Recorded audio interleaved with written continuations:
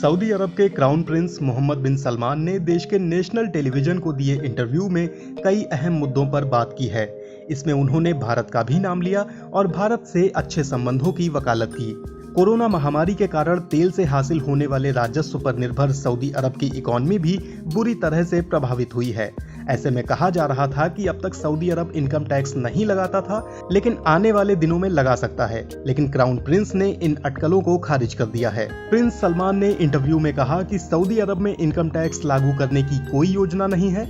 पिछले साल जुलाई महीने में सऊदी अरब ने अस्थायी रूप से वैट को 5% से बढ़ाकर 15% कर दिया था। क्राउन प्रिंस ने संविधान को लेकर कहा कि कुरान ही संविधान है। उन्होंने कहा, मैंने पहले ही कहा था कि हमारा संविधान कुरान है और अब भी है और ये आगे भी रहेगा हमेशा के लिए। शासन की बुनियादी व्यवस्था में भी ये दिखता है, चाहे सरकार हो या विधायिका के रूप में शुरा काउंसिल या फिर शाह, तीनों ही कुरान का पालन करने के लिए बाध्य हैं।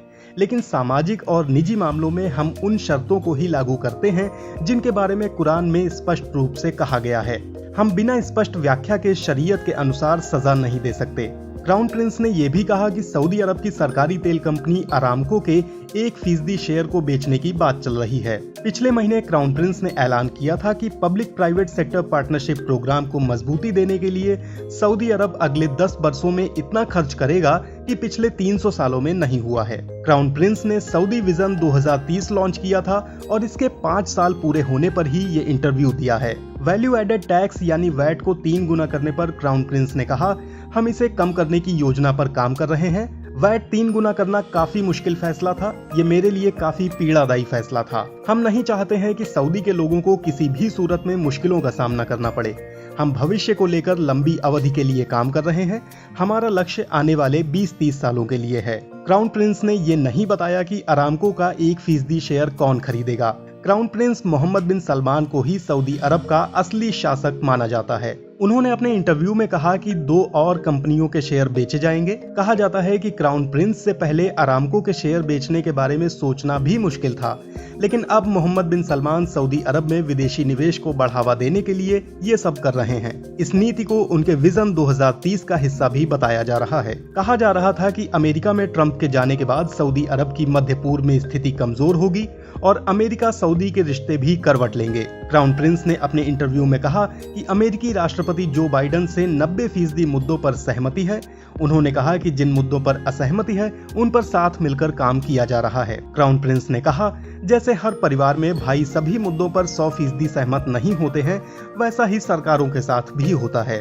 क्राउन प्रिंस ने कहा, जाहिर है कि अमेरिकी सरकार और सऊदी में कुछ मुद्दों पर असहमति है।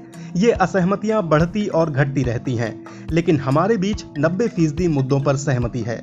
हमारी विदेश नीति सऊदी अरब के हितों से संचालित होती है। राष्ट्रपति बाइडेन ने यमन में सऊदी अरब के आक्रामक सैन्य कार्रवाई को मदद देना बंद कर दिया था। क्राउन प्रिंस ने कहा कि सऊदी अरब की आबादी लगातार बढ़ रही है और बढ़ती आबादी की जरूरतें पूरी करने के लिए केवल तेल का राजस्व काफी नहीं है। उन्होंने कहा कि विजन 2030 का बड़ा लक्ष्य यही है कि सऊदी की निर्भरता तेल के राजस्व पर से कम की जाए। क्राउन प्रिंस ने कहा कि सऊदी अरब में जब तेल की खोज हुई तो आबादी 20 से 30 लाख थी, जो कि अब बढ़कर करीब 2 करोड़ हो गई है। ऐसे में तेल से मिलने वाले राजस्व से हम बढ़ती आबादी और महत्वाकांक्षाओं को पूरा नहीं कर सकते। हम 1960 के दशक से बहुत आगे निकल चुके हैं। अगर हम पुरानी राह पर ही चलेंगे तो आने वाले 20-30 सालों में हम पर बुरा असर पड़ेगा और वर्तमान जीवन शैली को हम जारी नहीं रख पाएंगे। क्राउन प्रिंस ने अपने इंटरव्यू में भारत का भी नाम लिया। उन्होंने कहा कि सऊदी अरब भारत से रिश्तों को मजबूत करने पर काम कर रहा है। प्रिंस सलमान ने कहा, 1950 के दशक में अमेरिकी इकॉनमी दुनिया की पूरी इकॉनमी का 50% थी, लेकिन अभी क्या स्थिति है? अब केवल 20% है। ये दूसरे विश्व युद्ध के बाद पूरी दुनिया की तस्वीर बदली।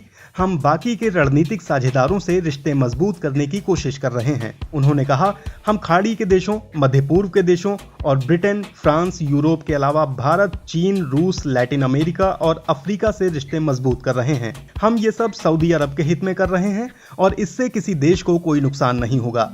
चीन ऐलान कर रहा है कि सऊदी अरब उसका रणनीतिक पार्टनर है। भारत भी ऐसा ही कर रहा है। रूस ने भी ऐसा ही कहा है। हालांकि इसके बावजूद अमेरिका के साथ हमारी रणनीतिक साझेदारी है। क्राउन प्रिंस ने कहा, हम अपने हितों के लिए विदेशी संबंधों को मजबूत कर रहे हैं। ये बाकी के देशों और अंतर्राष्ट्रीय हित के लिए भी ठीक है। आखिरकार हर देश का अपना चुनाव होता है। हम पारस्परिक हितों का ध्यान रखते हैं। सऊदी अरब आंतरिक मामलों में किसी भी देश के हस्तक्षेप को बर्दाश्त नहीं करेगा। संयुक्त राष्ट्र के चार्टर का पालन हर हाल में होना चाहिए कि हर मुल्क की संप्रभुता का सम्मान किया जाए। ईरान से रिश्तों को लेकर भी क्राउन प्रिंस ने खुलकर बोला। उन्होंने कहा, ईरान हमारा पड़ोसी मुल्क है। हम ईरान से अच्छे संबंध चाहते हैं। हम नहीं चाहते हैं कि उनके साथ रिश्ते जटिल बने। हम चाहते हैं कि दोनों देशों को एक दूसरे से फायदा हो। समस्या ये है कि हम नकारात्मकता के शिकार हैं। हम समस्या का समाधान चाहते हैं और हमें उम्मीद है कि ईरान के साथ अच्छे रिश्ते होंगे। यमन को लेकर क्राउन प्रिंस ने कहा कि यमन और सऊदी अरब के बीच ये कोई पहला संकट नहीं है। उन्होंने कहा, पहली बार किंग अब्दुलाजिज के वक्त में हुआ और इसका समाधान भी हुआ। फिर 1970 और 80 के दशक में हुआ और इसका समाधान 1990 के दशक में हुआ। तीसरी बार संकट 2009 में शुरू हुआ। अगर इसमें हूती विद्रोही शामिल नहीं होते तो हमने इसका भी समाधान खोज लिया होता।